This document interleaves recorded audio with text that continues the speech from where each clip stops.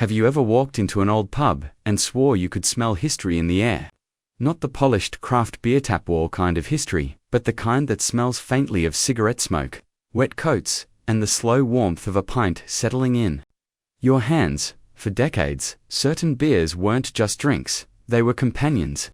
They stood on the bar like old friends, always there for a laugh, a rant, or a moment of quiet. And then, one by one, they slipped away.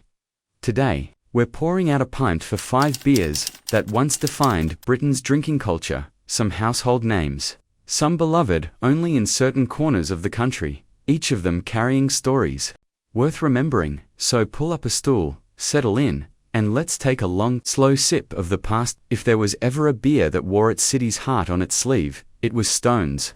Bitter, born in the Cannon Brewery in Sheffield back in 1948. Stone's wasn't just a drink, it was a badge of identity. This was the pint for miners coming off a night shift, steelworkers with grit under their nails, and blokes who knew every face in their local dot.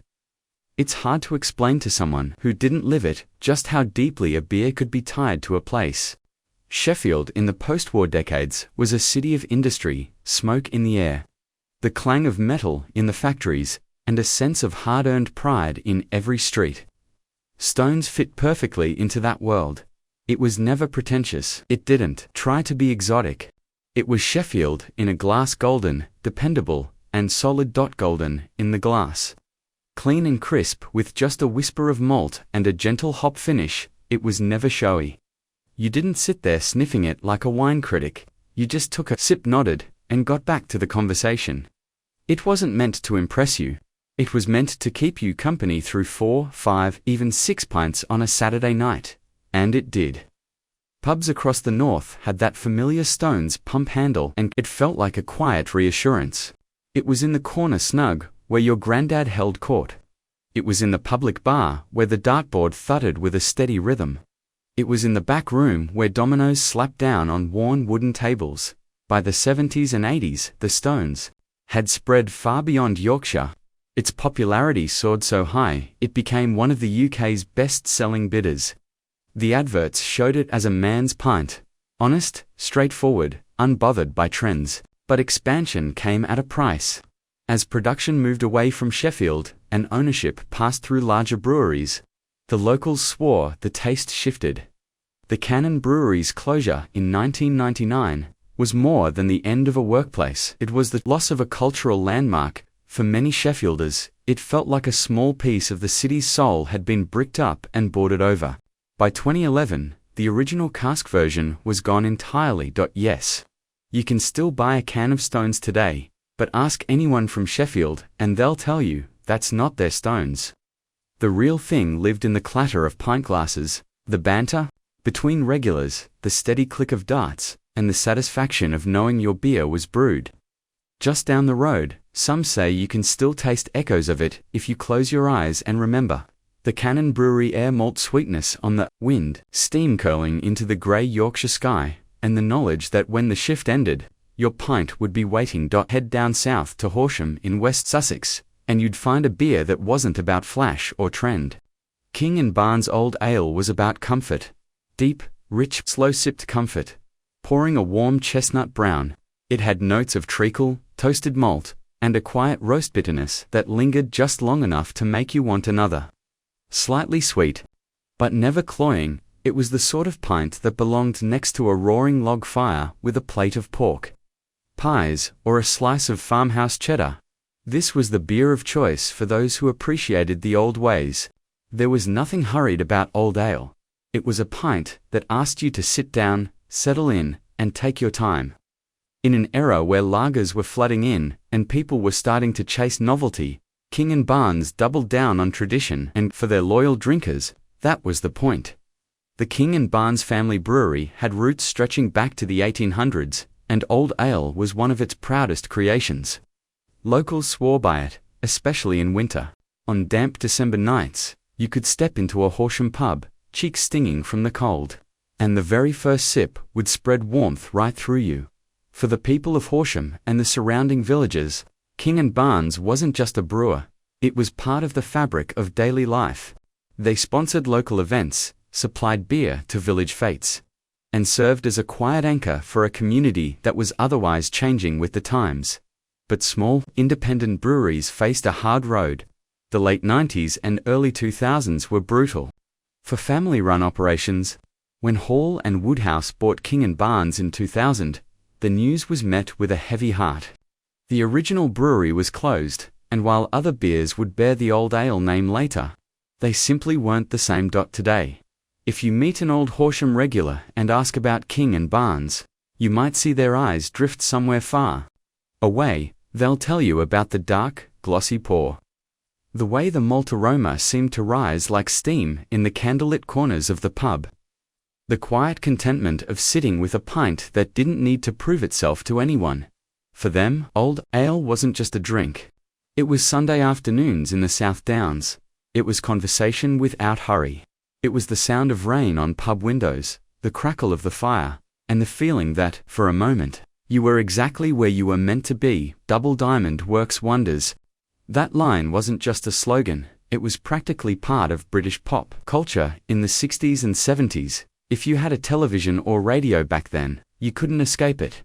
Brewed in Burton-upon-Trent, a town synonymous with brewing excellence, Double Diamond was technically a Burton Pale Ale, but it had its own personality. Light amber in the glass, easy on the bitterness, smooth on the palate with a touch of buttery sweetness. It wasn't designed to challenge seasoned ale drinkers. Instead, it was built to please a broad crowd. This was the pint for the man who'd moved up a notch in life, maybe traded his factory overalls for an office shirt, maybe bought his first car, maybe taken his wife out for a nice meal in town. Double Diamond straddled the line between working-class roots and aspirational modernity. You'd find it in the pub after work, sure, but you'd also see it in swankier hotel bars served in polished glasses with the fizz catching the light. Its advertising leaned into that versatility, showing stylish couples enjoying it alongside mates in flat caps. Part of its appeal was its reliability. You knew exactly what you were getting. No nasty surprises, no sharp bitterness, no overpowering malt. Just a smooth, sociable pint that could carry you through an evening without wearing you out. But beer fashion is fickle. By the 1980s, lager was dominating the market, appealing to younger drinkers with its cold, crisp profile. Meanwhile, traditionalists were rediscovering cask ale with its richer flavors and hand-pulled charm. In the middle, Double Diamond started to feel like yesterday's pint. Slowly, taps stopped carrying it. Bottles disappeared from shop shelves. A few revival attempts came in later years, but the magic of its heyday was tied to a very specific time and place. Those who remember it fondly often recall not just the taste, but the setting, the glow of the pub's fruit machine lights, the low hum of conversation, the clink of pint glasses, the curl of cigarette smoke rising in the warm air. It wasn't just a beer, it was a signal that the night was going to be easy, pleasant, and full of good company. Today, the phrase "a Double Diamond works wonders" can still spark a smile among those who lived through its golden years. It's a reminder of a time when beer adverts had jingles you could hum, and a pint could carry not just flavor, but a little bit of ambition in every glass. Asterisk, not every great beer needed a big personality. Some just needed to be there, steady, familiar, and dependable. Whitbread Pale Ale was exactly that. With its light golden hue, crisp malty body, and gentle bitterness, it was what we'd now call a perfect session beer. Asterisk, from the mid-20th century through the 80s. It was a staple in pubs and kitchens alike. Bottles lined shop shelves. Pints appeared in corner pubs. It turned up at weddings, in factory canteens, and during Saturday afternoon shed-fixing sessions with your dad. Asterisk, it had that knack for fitting in anywhere. At Christmas, it would sit quietly alongside the port and sherry. At summer barbecues, it would be chilling in the fridge next to bottles of lemonade and ginger beer. You could hand it to a guest without asking if they liked beer. Chances were, they did. Often, it wasn't the star of the show, it was the background. The cold bottle, after mowing the lawn, the quiet pint over a slow lunch, the easygoing drink that didn't ask much from you except a bit of time. It was also a beer that bridged generations. Granddad drank it, Dad drank it, And when you were finally old enough for your first proper pint, it was Whitbread Pale Ale that someone pushed across the bar to you. A rite of passage that didn't need ceremony, just a nod and a smile. But as the 80s rolled on, tastes shifted. Drinkers wanted either the boldness of stronger ales or the flash of continental lagers. Bottled pale ales began to seem old-fashioned, and Whitbread Pale Ale quietly slipped away. Its disappearance wasn't marked by headlines, just a small, silent gap in the rhythms of everyday life. Those who loved it still remember it as the beer that never tried too hard, yet always showed up when you needed it. In a world where so many drinks demanded your attention, Whitbread Pale Ale was happy to simply be there, the dependable old friend who didn't need to shout to be heard. 5. Watney's Red Barrel. The pint that went national there was a time when you could walk into almost any pub in Britain and find a bright red pump handle ready to pour you a pint of Watney's Red Barrel. Brewed in London by Watney, Coombe, and Red Barrel wasn't just popular, it was everywhere. First brewed in the 1930s, it really took off after World War II as one of the first British beers to be pasteurized and served in kegs. That meant it could travel farther, stay fresher, and pop up in working men's clubs, seaside resorts, and dance halls from Manchester to Margate. Malty, mildly sweet, with a smooth, almost flat mouthfeel. It was designed for consistency, not complexity. It didn't want to challenge you, it wanted to comfort you. In the 60s and 70s, Red Barrel became a symbol of modern British beer. But not everyone welcomed the change. Traditionalists began to push back against keg beer, and in 1971, CAMRA, the Campaign for Real Ale, was formed in direct opposition to brews like it. By the late 70s, Red Barrel was replaced by a reformulated Watney Special, but it never regained its crown. Eventually, it disappeared from pubs entirely. Still, for those who remember, that Red Barrel logo carries the scent of smoky rooms, the sound of vinyl jukeboxes, and the comfort of knowing exactly what pint you were about to get. Closing time, these beers weren't just drinks, they were landmarks in the landscape of British life.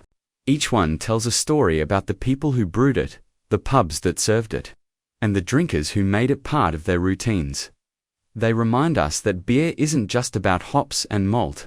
It's about the company we keep, the places we gather, and the small rituals that make life a little richer. So here's to Stones, King & Barnes, Double Diamond Whitbread Pale Ale, and Watney's Red Barrel pints that might be gone from the bar, but will never be gone from memory. Cheers.